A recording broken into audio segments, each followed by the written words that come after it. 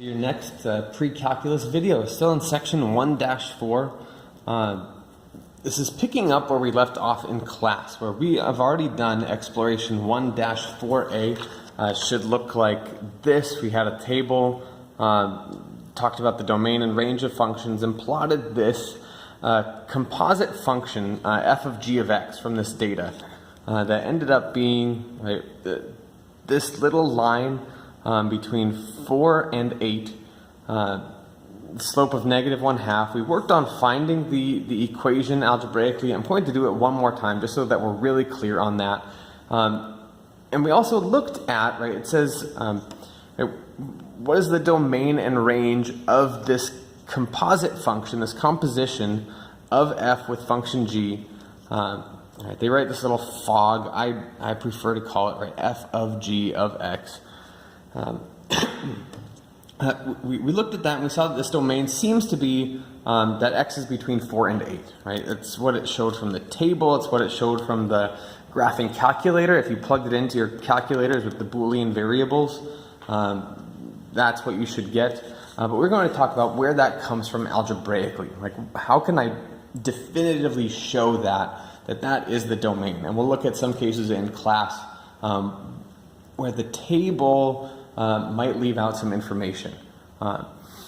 So, just to recap from the exploration, we have two functions where f of x is equal to -x plus 7, and the domain of this function is that x is between 1 and 5.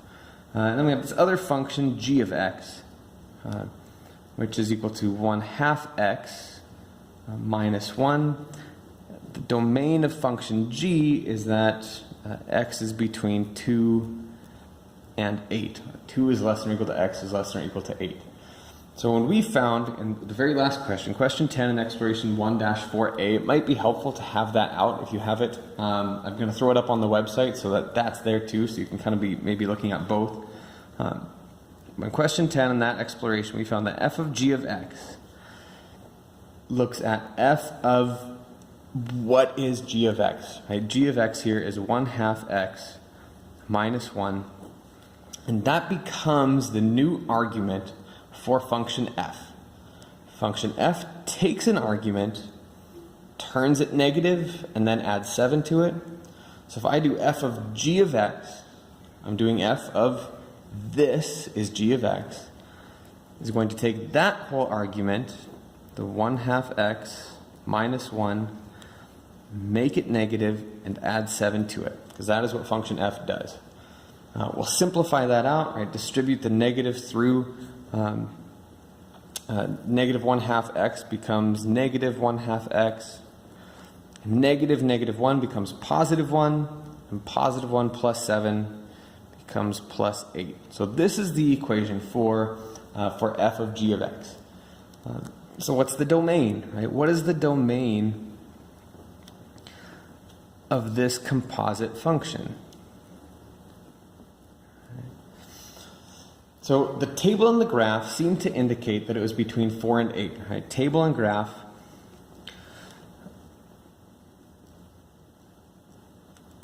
indicate that it's 4 is less than or equal to x, which is less than or equal to 8. We are going to confirm this algebraically. Sometimes we call these proofs, we're just going to confirm, show that that's true. So, every time we ever do this, if we're trying to find the domain of a composite function algebraically, there's two different things we have to consider, We're taking an input and putting it into function g, and then we're taking what comes out of function g and putting it into function f. So there's two separate domains we have to kind of consider. We have to consider both the domain of g and the domain of f, The first one, the easiest one to think about is function, the domain of g, g of x is my inside function. If x can't get put into function g, if x is outside of the domain of function g, I can't do anything. This is where in the exploration we saw g's domain was between 2 and 8, and in the table if I'm outside of 2, if I'm less than 2, or if I'm more than 8, I can't put anything into the inside function, right? I'm looking at function g first. Right? So that's what we call our first condition, right? We have 2 conditions. The first one's the easy one, right? X must be in the domain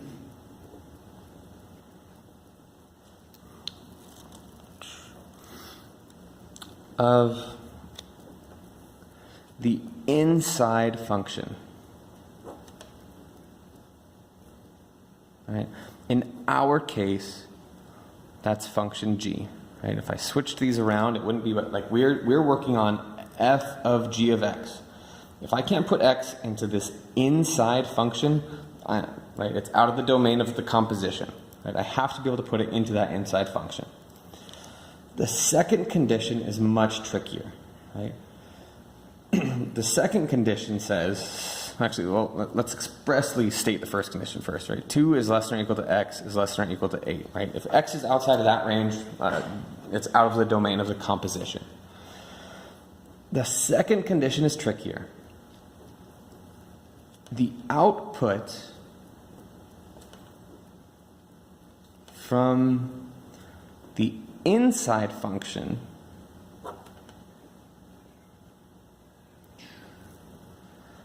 right? In this case, g of x, right? G of x are the y values of the inside function.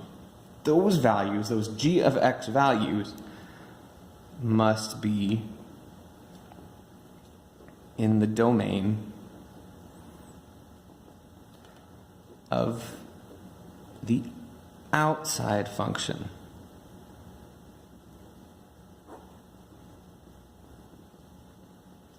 And function f. It's not that x has to be in the domain of function f. It's that what comes out after I put x into function g, these values have to be in the domain of function f. Right? Function f's domain was between 1 and 5. Right? If I write that over here, right? Domain of f, and I might write it even in like the set notation way, right?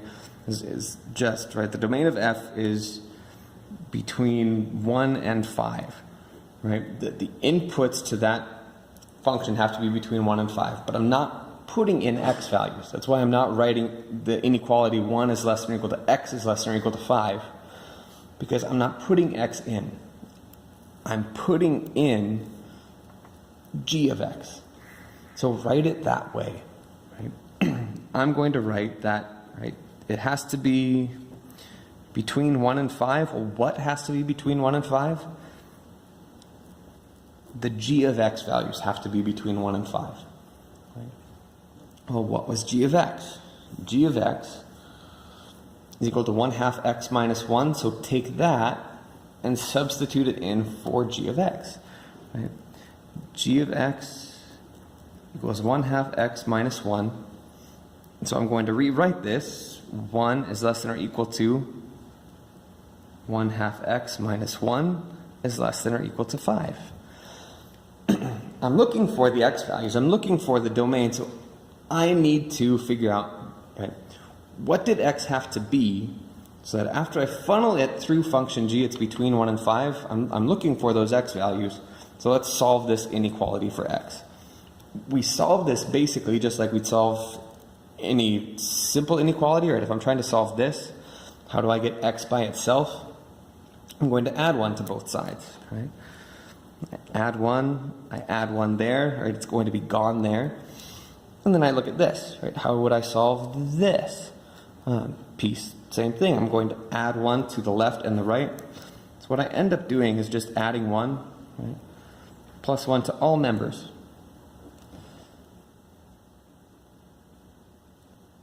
Of the inequality. Right. So after I've added 1, I get 2 is less than or equal to 1/2 of x, which is less than or equal to 6. Now I'm going to double everything, right? I'm looking for x's. I need to get x by itself, so I'm going to times it by 2. So times this by 2, times that by 2, times that by 2. I just times 2 on all sides. Right? I kind of don't really have a side. I have a middle, a left, and a right, but I'm just going to multiply by 2 on everything. So after I do that, I get 4 is less than or equal to x, which is less than or equal to 12. Okay. That's my final second condition. My first condition, we set up here, x has to be between 2 and 8 so that it can go into function g, it can go into this inside function at all. This part is saying, okay, if I put anything between 4 and 12 into function g, I'm going to get out something between 1 and 5. Right, let's take a look at 4. If I plug 4 in, if I plug 4 into x here, I get 1/2 of 4 is 2, minus 1 is 1. That's my lowest thing that I could possibly get for function f. Right? If I put 4 into function g, I get out 1, which is the bare minimum of what I can get out, of what I can put into function f. I can put in 2 into g, right? Just like we did in the exploration, right? But I get out 0, and 0 can't go into function f. 4 is the smallest x value that I can put into g, where I'm able to put that value in to function f and actually get something. Okay? So 4 is my lower bound for the second condition. Even though I can put 2 into g, I can't put 2 into the function, the composite function, because it's out of the domain. Yeah, let's look at 12. If I put 12 into function g, right? Well, 1/2 of 12 is 6, minus 1 is 5. So if I could do 12 into function g, that would be fine, right? It would land inside of the outer function's domain, in the domain of function f. But I can't put 12 into function g, right? I can only go up to 8. So what I need to do is look for the place where both of these conditions are met. I need x to be between 4 and 12, so that if x could go into g, what came out of g would be able to go into functions f's domain. And I need to be in between 2 and 8 to be able to go into function g at all. I know it's confusing, we're going to practice it, but right? So I'm looking for where are both of these things true? Where is that and that true? It helps to plot them on a number line, I think. So I write both conditions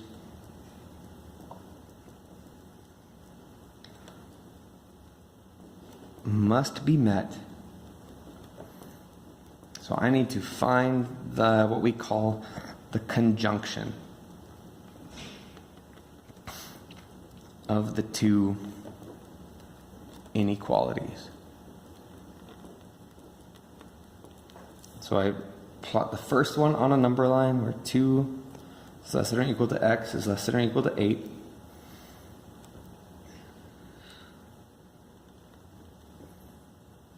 So 1, 2, 3, 4, 5, 6, 7, 8, 9, 10. I'm going to go all the way to 12 for the 1. But this is just between 2 and 8. Right? And I'm just saying, right? It's got to be somewhere there. The second condition is that x is between 4 and 12. Graph that, line them up, right? You can't have, right?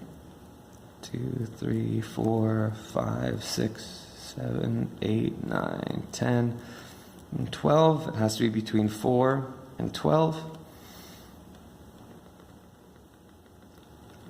And where are both true? Where do they overlap? Well, not 2 and 3, it only is true for the 1. Starting at 4, it's true for both. Right? Not more than 8, it's only true for the 1, but less than 8, it's true for both. So on a new number line, 1, 2, 3, 4, 5, 6, 7, 8. Right?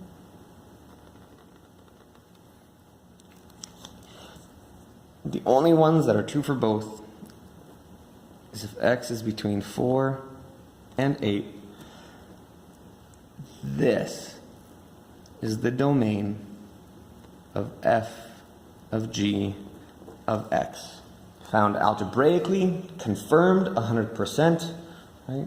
It's what we saw in the table, it's what we saw, right, in the table and on the graph. It's true. That's it. So, come to class ready for practice. I'll see you then.